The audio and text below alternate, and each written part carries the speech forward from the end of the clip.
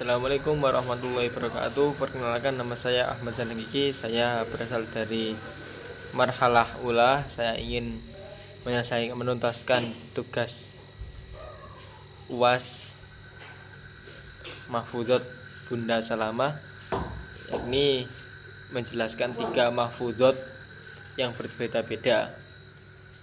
Yang pertama adalah qala Rasulullah sallallahu alaihi wasallam, al-bahilu man dzukirtu indahu falam yusolli alayya.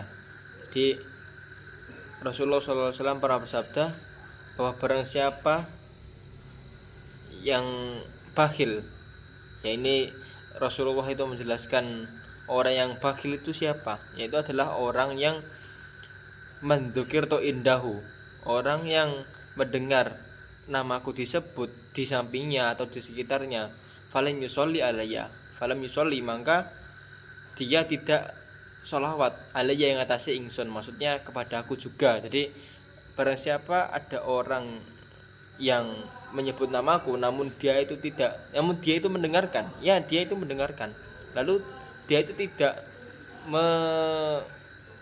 memberikan sholawat juga atau mengucapkan sholawat juga kepada Nabi, maka dia itu disebut bakhil. Karena memang sholawat kepada Nabi itu akan mengantarkan kita itu kepada kebaikan. Karena banyak faedah-faedah sholawat yang kita itu harus mengetahui agar kita tidak bisa menyepelekan sholawat.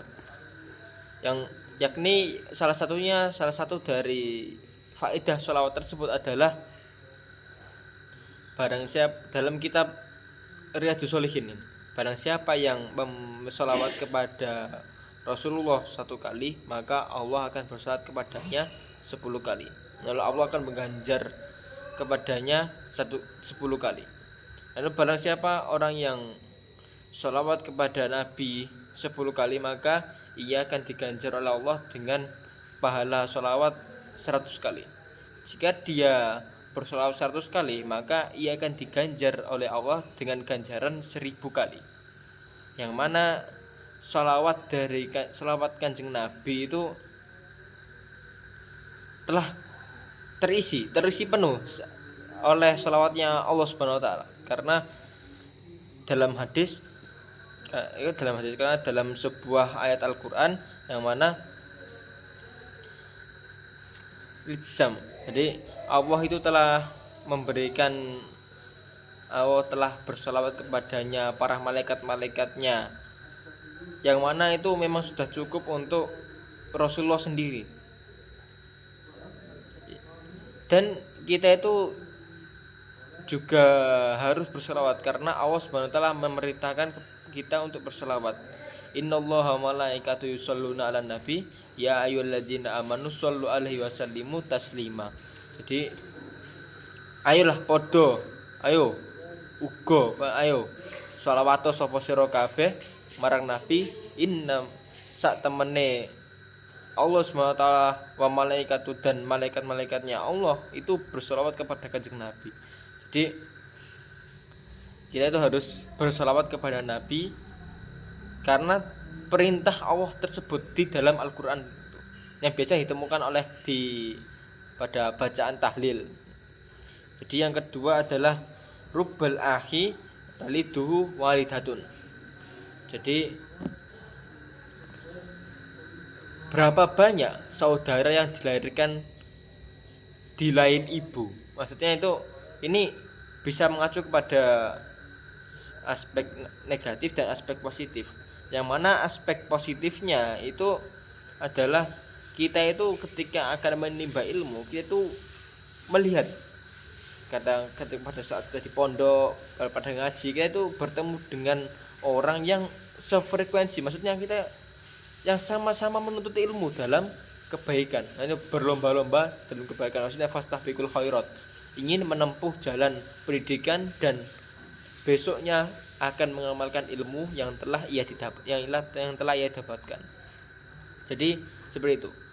Dan sisi negatifnya adalah rubbal ahi taliduhu walidatun. Jadi berapa banyak saudara kita yang terlahir dari berbeda ibu. Jadi Ini sisi negatifnya ini adalah naudzubillah zina.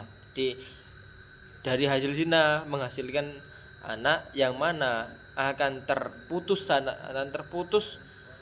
nasabnya kepada kita. Namun dia itu Islam, dan seorang Islam muslim yang lainnya itu bagaikan sebuah saudara. Jadi seperti itu. Yang ketiga adalah faedah ilmu.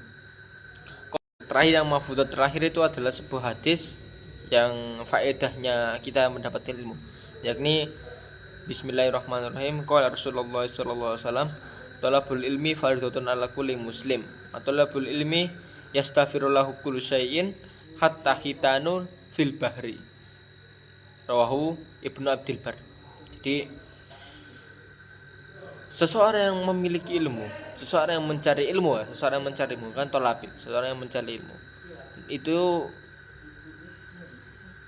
wajib bagi setiap muslim, yang mana kewajiban itu harus ditempuh oleh setiap muslim untuk kebaikan dirinya sendiri. Karena ilmu itu mengajarkan kita itu sebuah kepintaran. Bagaimana malunya kita beribadah kepada Allah kalau kita itu tidak tahu ilmu yang berkaitan dengan ibadah tersebut. Seperti kita itu belum tahu, maksudnya bukan goblok ya, belum tahu ilmu sholat, namun kita itu memaksakan sholat. Jadi dalam pandangan orang lain kepada kita, dia itu tidak sah sholatnya, karena dalam ilmu syariat harus ditekankan kalau membaca takbir, membaca Al-Fatihah, membaca tahiyat akhir, sebagian rukun-rukunnya itu harus diperhatikan betul. Jadi yang lainnya yaitu ganjaran orang yang mencari ilmu adalah didoakan oleh setiap makhluk dan bahkan didoakan oleh berbagai macam ikan di dasar laut, di dalam laut. Jadi saya pernah mendengar guru saya itu pernah berkata kalau ikan itu bertasbih. Jika ikan tidak bertasbih, maka dia akan segera dicabut nyawanya oleh Allah agar diberi makan kepada sesamanya, atau dimakan predator, atau dimakan manusia, dipancing manusia. Jadi seperti itu. Nah, jadi seperti itu. Sekian dari saya, Ahmad Zanahiki. Wassalamualaikum warahmatullahi wabarakatuh.